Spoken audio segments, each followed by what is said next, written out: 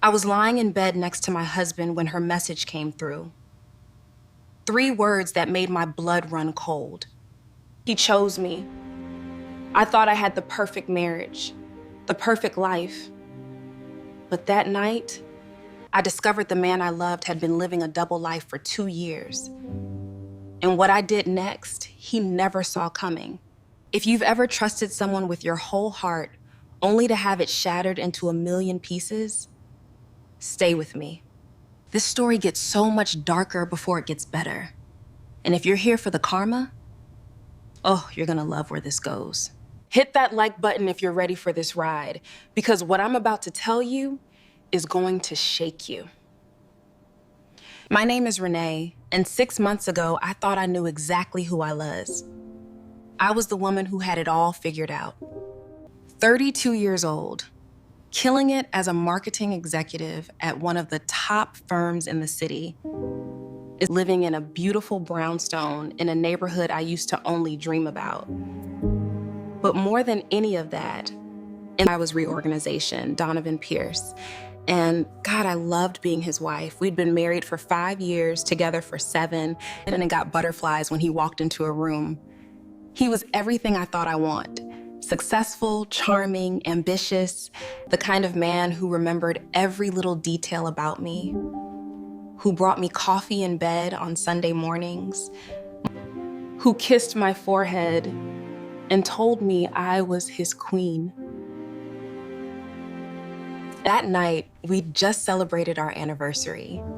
Donovan had taken me to this incredible restaurant overlooking the water, the kind of place where they don't even put prices on the menu. He'd given me a diamond bracelet that caught the candlelight and made me feel like the luckiest woman alive. We'd laughed, we'd talked about our future, about maybe starting a family soon.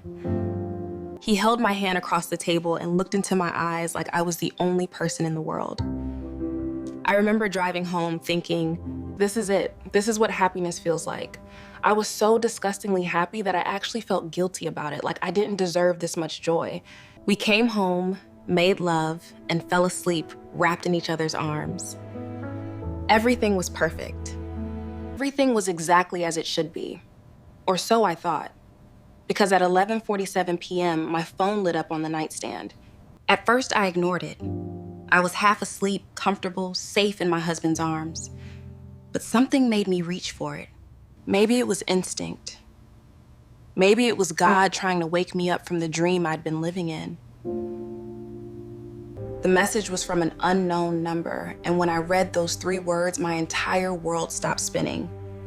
He chose me. My heart started pounding so hard I thought Donovan would wake up from the sound of it. I lay there in the dark, staring at the ceiling, trying to make sense of what I'd just read. My hands were shaking so badly I could barely unlock his phone. Donovan was sleeping peacefully beside me, snoring softly like he didn't have a care in the world, like he wasn't destroying someone's life. I knew his passcode. Of course I did. We were married. We trusted each other. Or at least I thought we did. I typed in the numbers, my fingers trembling, and the moment that screen lit up, I felt my stomach drop. There were deleted message threads. I could see them in the recovery folder he didn't even know existed. Conversations with someone saved as SM Ina's property manager. But these weren't about properties. These were about hotel rooms and dinner reservations and I can't wait to see you tonight, baby. I scrolled through his calendar and saw it. Property viewing Ida's SM, blocked out every Tuesday and Thursday evening for the past 6 months. Sometimes lunch hours too. My throat tightened. Tuesdays and Thursdays were his late work nights. The nights he'd text me saying he'd grab dinner at the office, not to wait up. I'd believed every single word. The nights he'd text me saying he'd grab dinner at the office, not to wait up. I'd believed every single word. I sat there in the dark, reading message after message, watching my marriage disintegrate right before my eyes. Then I found the credit card statement, a card I didn't even know he had, jewelry from Tiffany's that I'd never seen, hotels downtown, romantic restaurants we'd never been to together. Flowers delivered to an address I didn't recognize. $47,000. He'd spent $47,000 on her while I was clipping coupons and skipping girls' trips to save for our future. The sun started coming up and I hadn't slept at all. I put his phone back exactly where it was and went to the bathroom. I looked at myself in the mirror and didn't recognize the woman staring back at me. My eyes were red and swollen. My face looked hollow. I wanted to scream. I wanted to break things. I wanted to go back into that bedroom and shake him awake and demand answers. But something stopped me. A voice in my head, calm and cold, said, "Don't react, plan." So that's exactly what I did. That morning, I made him breakfast like nothing was wrong. I kissed him goodbye at the door and told him I loved him. The words tasted like ash in my mouth, but I said them anyway. He smiled at me, squeezed my hand, told me he had a long day ahead. "Lots of property viewings," he said. I watched him get in his car and drive away, and the moment he turned the corner, I grabbed my keys. I followed him. My heart was racing, my palms were sweating, but I stayed 3 cars back and watched as he drove straight past his office building. He pulled up to a luxury apartment complex on the north side, the kind with a doorman and a fountain in the lobby. He got out with flowers and a bottle of champagne, walked up to the entrance like he owned the place, and pressed a buzzer. The door opened and she appeared. She was young, so young it made my stomach turn. Mid-20s, and maybe with long dark hair and a smile that lit up when she saw him. She threw her arms around his neck and kissed him. Not a peck, a real kiss. The kind of kiss that told me everything I needed to know. This wasn't new. This wasn't casual. This was love. Or at least what he was pretending was love. I sat in my car across the street and watching my husband walk into another woman's apartment with flowers and champagne, and something inside me snapped, not broke, snapped, like a wire pulled too tight. I didn't cry. I didn't scream. I just sat there, breathing slowly, feeling this cold rage settle into my bones. I didn't confront him that day, or the next. For 3 days, I played the perfect wife while I built my case. A woman named Jade referred me to her brother who'd been through something similar. Within 48 hours, and I had everything. Photos of Donovan and Sienna holding hands at restaurants, entering hotels, kissing in parking garages, her full name, her age, where she worked. She was 26 years old and worked at his firm. A junior associate, he was her boss. The affair had been going on for over 2 years. 2 years of lies. 2 years of I love yous while he was building an entire second life. The investigator even found the lease agreement. Donovan was renting that apartment for her. $3,200 a month, coming straight from our joint savings account. I printed everything, every photo, every bank statement, every text message I could recover. I organized it all into a folder and I planned. My best friend Jade came over one night and found me sitting on the floor, surrounded by evidence. She looked at me and said, "Whatever you're planning, I'm in." I told her exactly what I wanted to do, and she didn't try to talk me out of it. She just nodded and said, "Let's burn his world down." Friday night, I told Donovan I wanted to throw a dinner party, a surprise appreciation dinner for all his hard work, I said. His eyes lit up. "Babe, you don't have to do that," he said, but I could tell he was pleased. I invited his parents, my parents, his business partners, our closest friends, 20 people total. I told everyone it was a celebration of Donovan's success, that I wanted to honor him. They all said yes, every single one. Donovan had no idea what was coming. The night of the party, he kept telling me how beautiful I looked, how lucky he was to have me. He held my hand and introduced me as his incredible wife to everyone who walked through the door. I smiled. I played my part perfectly. After dinner, I stood up to make a toast. The room got quiet. I raised my glass and said, "I want to thank my husband for teaching me what love really looks like." Then I pulled out my laptop. I connected my laptop to the TV and pressed play. The slideshow started. I smiled. I played my part perfectly. Photo after photo of Donovan and Sienna, kissing outside restaurants, his hand on her lower back as they entered hotels, her wearing jewelry I'd never seen, him laughing with her in ways I thought were reserved only for me. The room went completely silent.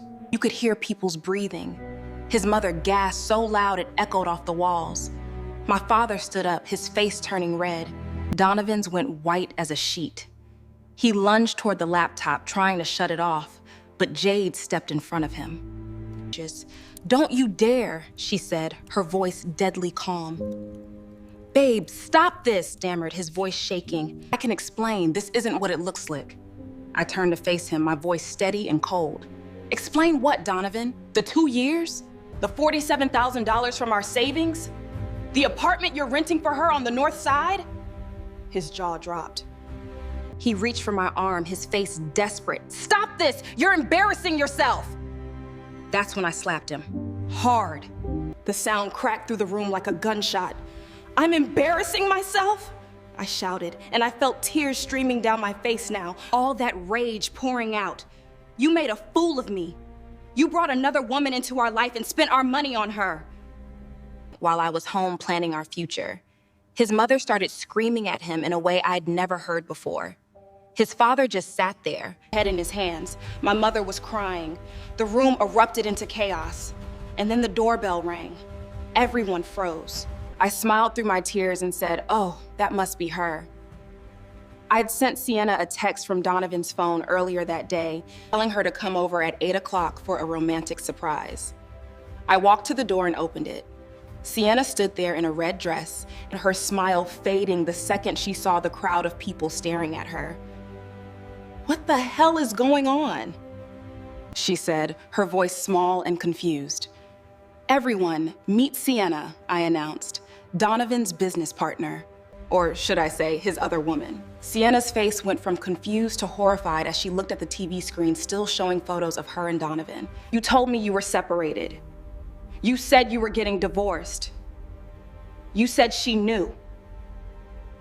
And just like that, the truth came out. Donovan had been lying to both of us, telling me he was working late while telling her that our marriage was already over. He stood there, caught in his own web of lies with nowhere to run. Both of us turned on him, his mistress and his wife, united in our fury and betrayal. The next morning, I filed for divorce, and that was just the beginning of his downfall. My lawyer smiled. "Financial infidelity," she called it. "Adultery with proof. An affair with a subordinate that violated company ethics policies." She told me I had one of the strongest cases she'd seen in years. Within 2 weeks, the divorce papers were filed, and Donovan's carefully constructed life started crumbling like a house of cards. I got the house, the car, majority of our assets, and alimony, because apparently cheating on your wife while draining your joint accounts doesn't look good in court. He wanted to split our life in half? Fine, but I kept all the best parts. Then I did something he never expected. I sent every single piece of evidence to his company's HR department. An ethics complaint about a senior partner having an affair with a junior associate, using company resources, creating a hostile work environment. Within days, Donovan was suspended pending investigation. His business partners distanced themselves so fast it was almost funny. Nobody wants to be associated with scandal, especially not in his industry.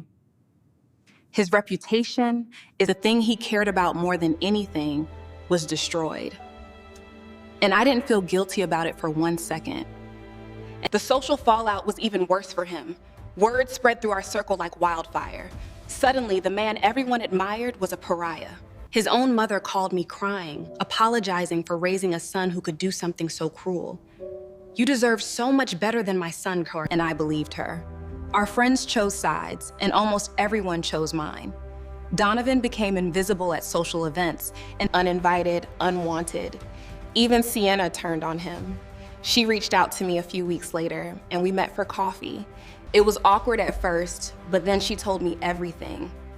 How he'd promised her marriage, babies, a future. How he'd said I was cold and distant, that our marriage had been dead for years. All lies. She'd been played just like I had. So she got her own revenge. She leaked information about some of Donovan's shady business deals to the right people. Hell hath no fury like two women scorned, and we made sure he understood that. 6 months later, I barely recognized my own life, and I mean that in the best possible way. I was in therapy. 6 months later, I barely recognized my own life, and I mean that in the best possible way. I was in therapy, actually dealing with my pain instead of pretending it didn't exist. I started my own marketing firm, something I'd always dreamed about but was too scared to do. Turns out, losing everything gives you a strange kind of freedom. Nothing left to lose means everything to gain. My business took off faster than I expected. Clients loved my work, and for the first time in years, I felt proud of myself. And not because of who I was married to or what my life looked like from the outside, but because of what I'd built with my own two hands. I heard about Donovan through mutual friends. He'd lost his job permanently. The investigation found enough to terminate him. And his reputation in the industry was so damaged that no one would hire him. Sienna had dumped him publicly and posting screenshots of their text messages online for the world to see. He was living in a tiny apartment across town, his career in ruins, his social life non-existent. He'd tried to date, apparently, but his reputation preceded him. Women would Google his name and find the whole messy story plastered across social media. He'd sent me desperate apology texts, begging for forgiveness, for a second chance. I blocked him every time. Then one day, I ran into him at a coffee shop. I was meeting a new client, feeling confident in a power suit I'd bought to celebrate landing a major account. And there he goes, sitting alone in the corner, looking like a shell of the man I'd married. His hair was grayer. His face looked tired, aged beyond his years. He saw me and stood up, his hands shaking. "Renee," he said, his voice cracking. "Please, can we talk? I'm so sorry. I made the biggest mistake of my life. I lost everything. I lost you." I looked at him for a long moment. I waited for the anger to come, the hurt, the urge to lash out. But all I felt was peace. Calm, settled peace. "I forgave you," I told him, my voice steady. "Not for you, for me." Because carrying that anger was poisoning my life. But we have nothing to talk about, Donovan. You're a stranger to me now, and I'm grateful for that. I walked past him, held my head high, and met my client. I didn't look back, not once. Here's what I learned through all of this. Betrayal breaks you open, but it also breaks you free. That late night message was the worst thing and the best thing that ever happened to me. It showed me who Donovan really was. But more importantly, it showed me who I really am. I'm not the woman who begs for crumbs of loyalty anymore. I'm not the woman who ignores red flags because she's afraid to be alone. I'm the woman who walks away when the love isn't real. The woman who demands respect. The woman who knows her worth. And I didn't need revenge to feel that way. Karma handled that part all on its own. Donovan lost everything, trying to have everything.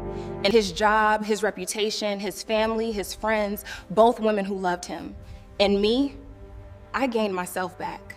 I built a business I'm proud of. I surrounded myself with people who genuinely love and support me.